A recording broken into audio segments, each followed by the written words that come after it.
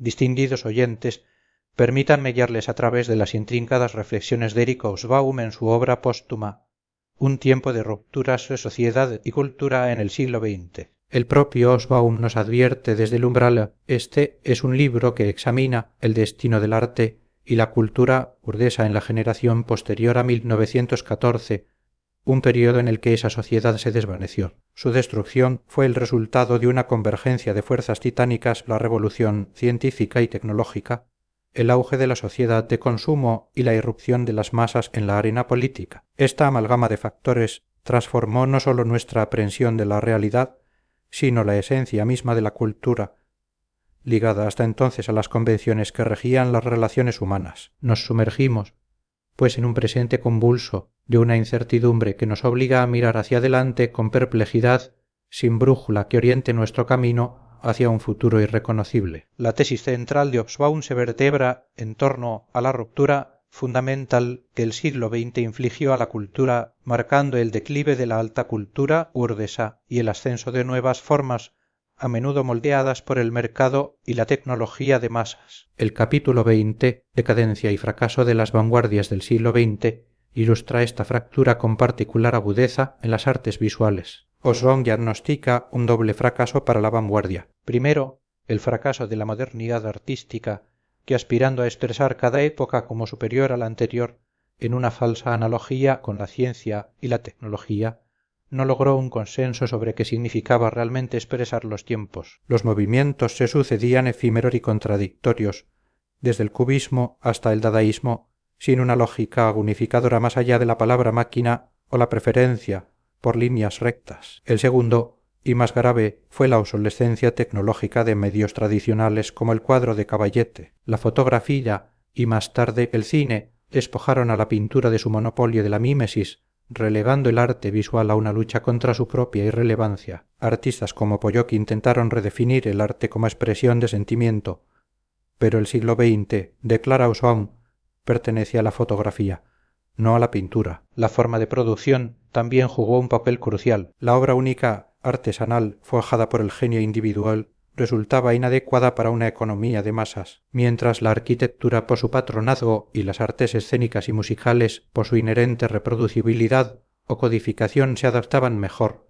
La pintura y la escultura se estancaban. La vanguardia musical y literaria, aunque drástica en sus rupturas con el siglo XIX, mantuvo una continuidad técnica o un público tradicional. Sin embargo, en las artes visuales, la mímesis convencional desapareció y el público, en su mayoría, rechazó la abstracción. Paradójicamente, el arte abstracto solo alcanzó precios elevados durante la Guerra Fría, cuando fue instrumentalizado como símbolo antitotalitario. La verdadera revolución artística del siglo XX, sostiene Hobsbawm, no la orquestaron las vanguardias modernistas, sino que emergió fuera de los límites formales del arte, impulsada por la tecnología y el mercado de masas, democratizando el consumo estético. Disney, en esta perspectiva, fue más revolucionario que Mondrian. El capítulo 21, el estallido del artista y de nuestra cultura, continúa esta línea argumental, equiparando la redundancia del arte a la del caballo tras la invención del automóvil. La industria cultural produce un flujo continuo de sonidos,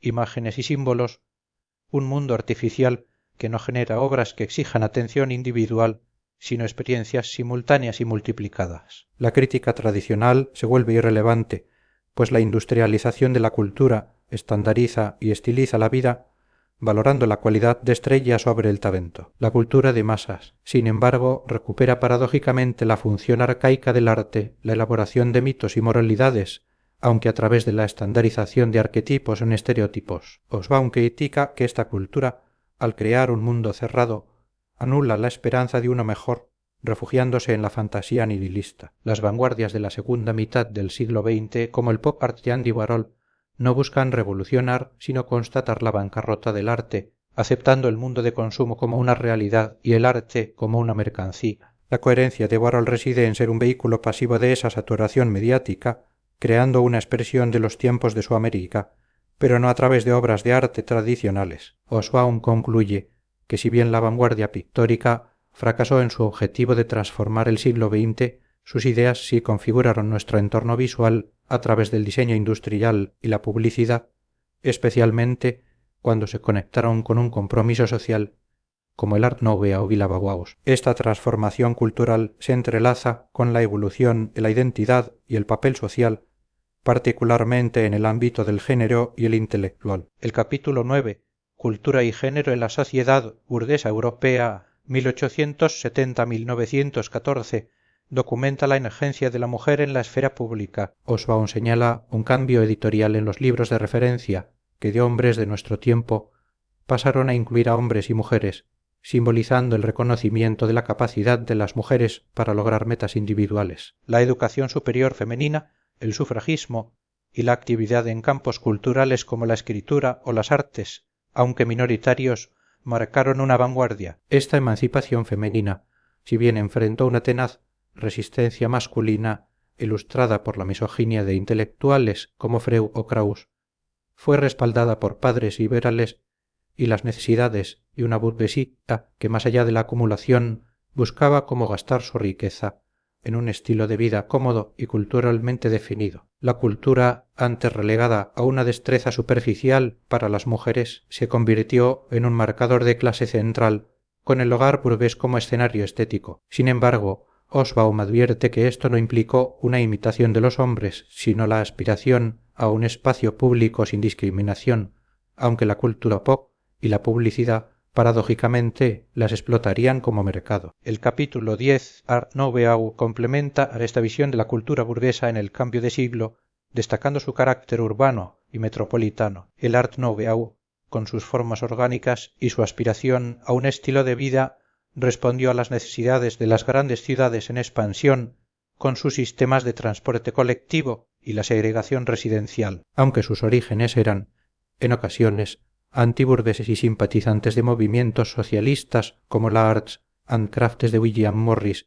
El Art Nouveau se convirtió en el estilo de una clase media que con sus nuevas comodidades y gustos decoraba sus viviendas y construía las infraestructuras de sus ciudades. Sin embargo, su efímera existencia se explica por su incapacidad para adaptarse a la producción en masa y su incompatibilidad con el funcionalismo desnudo y rectilíneo que dominaría el nuevo siglo. La función del intelectual también sufrió una profunda transformación. En el capítulo 16, Los intelectuales de papel, función y paradoja, Osbaum rastrea su evolución desde escribas del mundo antiguo hasta figuras públicas y críticas políticas en el breve siglo XX, finales de la Segunda Guerra Mundial, hasta el colapso del comunismo. Este fue el periodo de gloria de los intelectuales como voces de oposición política, antifascismo, antiestalinismo, desarme nuclear, que como Sartre o Rousseau ejercían una influencia considerable. Sin embargo, su declive en la era postguerra fría se explica por la despolitización de los ciudadanos occidentales en la sociedad de consumo y el auge del neoliberalismo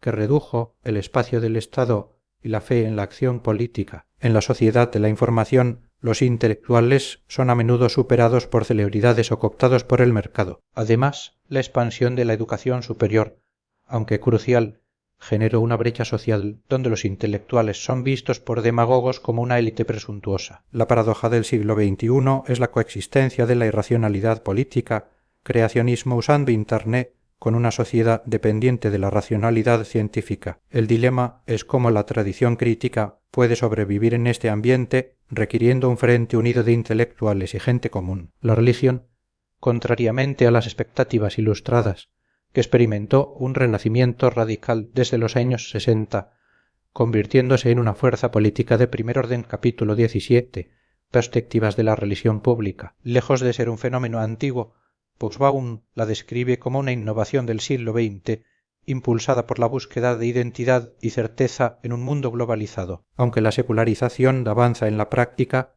la politización de la religión, a menudo en formas fundamentalistas y conservadoras, cristianismo evangélico, islamismo, ofreció un refugio contra la corrupción occidental. Sin embargo, esto crea una paradoja. Estos movimientos prosperan en un mundo tecnocientífico que les es incompatible, usando el iPhone para propagar el génesis literal. Este malestar entre la fe y la razón plantea serios desafíos en el siglo XXI. Los capítulos 6 y 7, dedicados a la emancipación judía y su relación con Alemania y Europa Central, son un testimonio elocuente de las promesas y tragedias de la Ilustración. Osbaum argumenta que la Ilustración, al emanciparlos, permitió a los judíos realizar su segunda mayor contribución a la civilización mundial desde el monoteísmo, un yacimiento enorme de talento. Ricardo, Marx, Freud, Einstein fue liberado de la segregación impuesta y autoimpuesta. Alemania y la Mitteleuropa de habla alemana capítulo 8 se convirtió en la puerta a la modernidad para muchos judíos que con pasión se asimilaron a la cultura de la clase media alemana. El alemán se erigió como lengua franca de la cultura y la presencia judía en las ciencias, las artes y la vida intelectual fue desproporcionada. Sin embargo, esta profunda germanidad de los judíos alemanes culminó en una doble tragedia. Fueron destruidos por el Holocausto sin haber previsto su destino, un horror incomprensible que borró la Mitteleuropa, culta y plural, que ellos habían contribuido a crear. La pérdida de esta cultura y del alemán como lengua universal de la modernidad fue irreparable, reduciendo a Alemania a una cultura más provinciana. La paradoja de la posguerra es la coexistencia de una aceptación casi ilimitada de los judíos en la diáspora con el surgimiento de nuevas formas de segregación, ultraortodoxia, el Estado de Israel como comunidad genético-étnica aislada, que Osbaum considera perjudiciales tanto para los judíos como para el mundo. Finalmente, el capítulo 14, Ciencia en función social y cambio mundial, nos presenta la figura de J.D. Bernal, un científico rojo y visionario, que encarnó el optimismo de entreguerras sobre el progreso y la liberación de la humanidad a través de la ciencia y la política. Bernal fue un abuelo científico de la biología molecular